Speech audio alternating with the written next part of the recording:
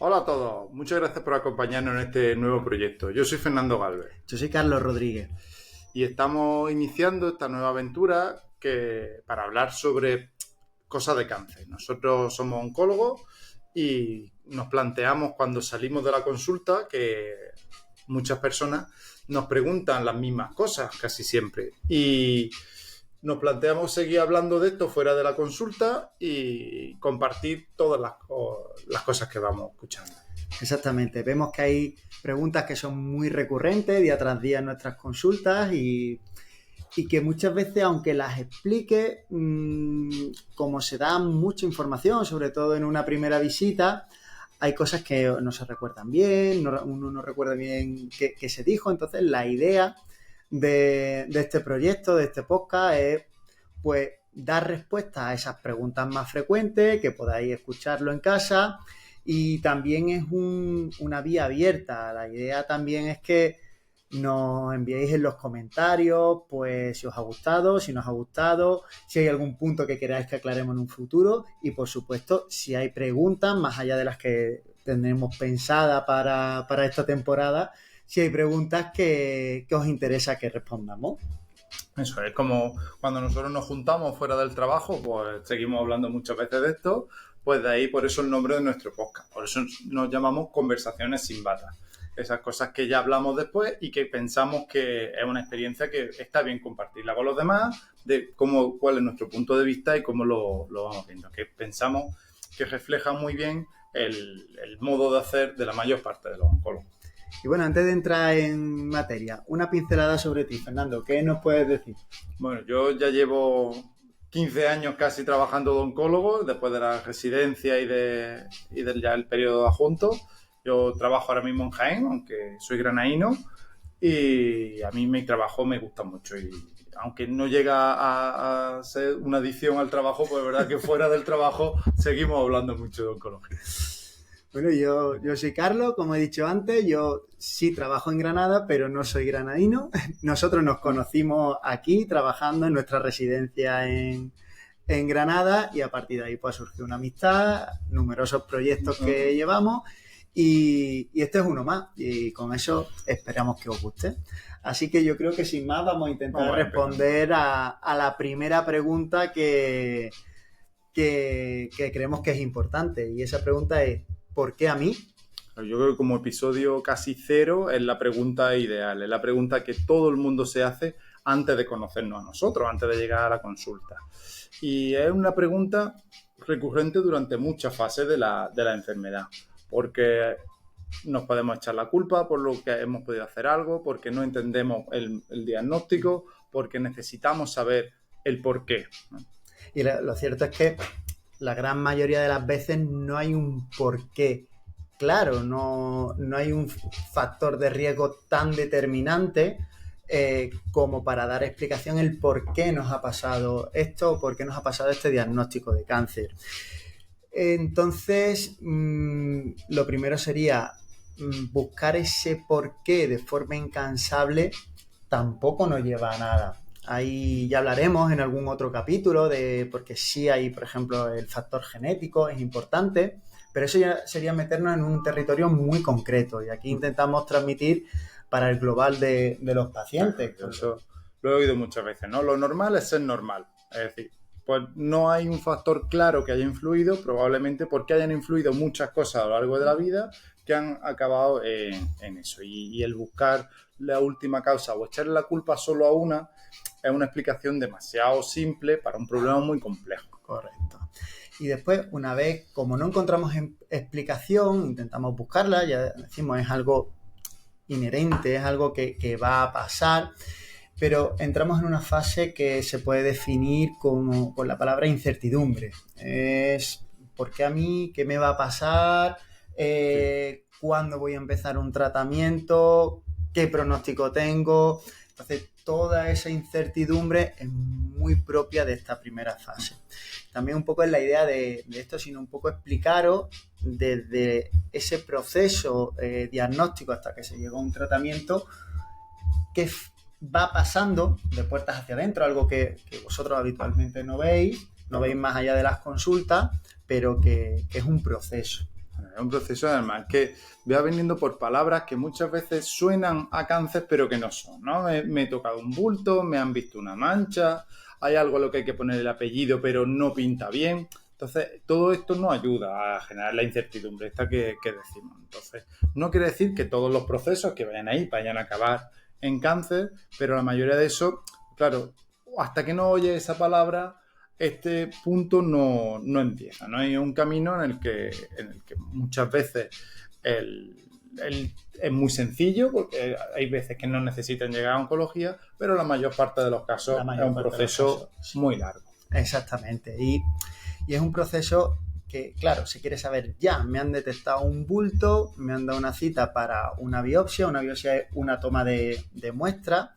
Y esto muchas veces se lo explico así a mis pacientes. Y es que, aunque fuese la única biopsia o la única muestra disponible que hay en el hospital, lleva un tiempo Exacto. Irremediable, porque lleva un procesamiento. Entonces, aunque la cita pueda parecer lejos, habitualmente las citas están coordinadas para que cuando se vaya a la consulta se pueda dar un pequeño error técnico. No somos profesionales, se ha podido comprobar. Como se ha podido comprobar. Pues iba diciendo que la idea es que cuando lleguéis a la consulta, a esa primera consulta en oncología, se tenga la máxima información posible. No siempre toda, no siempre en esa primera consulta, que es otro tema que ya desarrollaremos, ¿verdad? Sí. No en esa primera consulta se va a poder siempre establecer todo, pero sí al menos la mayoría de las cosas. Y es un requisito indispensable tener una biopsia, es decir, un diagnóstico de cáncer antes de poder establecer una consulta en oncología y, por supuesto, una pauta terapéutica, saber pronóstico y saber alcance.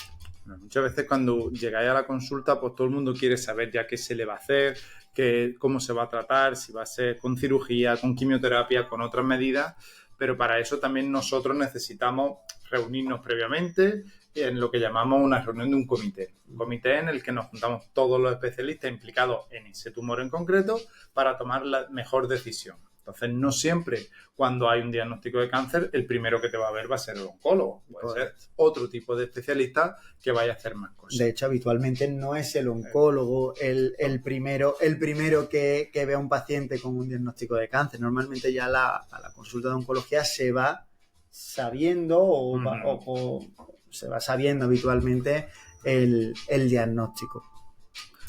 ¿Tú crees que la gente cuando nos llega a la consulta tienen información suficiente? ¿Les falta? ¿Les sobra? Que eso también es importante, el no tener más información de la cuenta. Yo creo que sí, que tiene una información bastante suficiente, pero ya también creo que eso parte de la base del funcionamiento de los comités multidisciplinares. Es decir, aunque todos los especialistas no nos dediquemos exactamente a lo mismo, si tenemos conocimiento sobre el área que tratamos. Entonces, si puede orientar al paciente y decirle, bueno, pues probablemente sea quimioterapia o probablemente no, o probablemente vayas a cirugía, a la espera de consensuarlo en el comité, que eso es importante.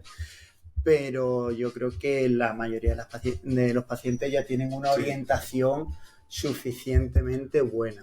Yo también lo creo. Yo creo que ya el estigma está prácticamente superado en la inmensa mayoría de los casos. Se viene con miedo, se viene con incertidumbre, que quizás es la palabra clave, pero sí que se tiene información y no ya los pactos de silencio, eso cada vez son más raros y bueno, salvo en casos hemos dicho pacto de silencio. ¿Qué es un pacto de silencio? Porque también la idea es que esto lo vean familiares, lo vean no solo pacientes, sino familiares y cuidadores, y nosotros usamos mucho esa terminología. Sí, es un término muy interesante que antes era muy común cuando el cáncer era un sinónimo de muerte, que cuando tu entorno, o incluidos los médicos, que muchas veces estaban incluidos, no se comunica información al paciente. Se llega al punto de no nombrar la palabra cáncer, pero incluso en personas que van a recibir tratamiento. Por lo tanto, la mayor parte de las veces el propio paciente se le pone un tratamiento que, por ejemplo, hace que se le caiga el pelo y no se ha nombrado la palabra cáncer antes. Por tanto, no lo sabe, pero al final lo deduce. Es un poco pues, como tantas otras cosas pasan en la vida.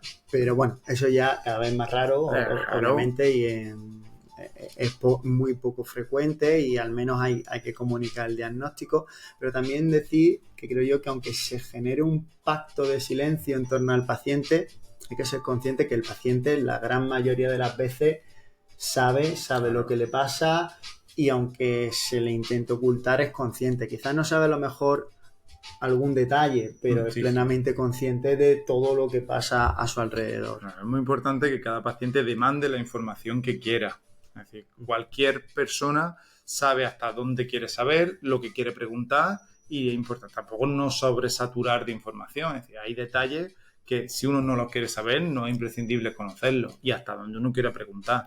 Exactamente. Yo creo que siempre que os sentéis delante de algún profesional, de algún compañero, nadie os va a soltar un pronóstico en frío si no queréis saberlo. Que hay veces que el pronóstico es bueno y hay veces que no lo es, por desgracia. Entonces, para eso también estamos los profesionales que vamos gestionando la información, viendo cómo el paciente en cada momento va aceptando el proceso y van dando la información, porque en última instancia sois vosotros los que nos pedís la información a nosotros, ya sea de forma directa o de forma indirecta. Además que el cáncer es un proceso muy dinámico, es decir, aunque te diagnostiquen un tumor hoy, probablemente la manera de tratarlo no sea la misma conforme vaya pasando el tiempo de como hubiéramos hecho. Entonces es importante saber la información, pero también que todo eso puede ir cambiando conforme vayamos teniendo. La ciencia avanza mucho en estos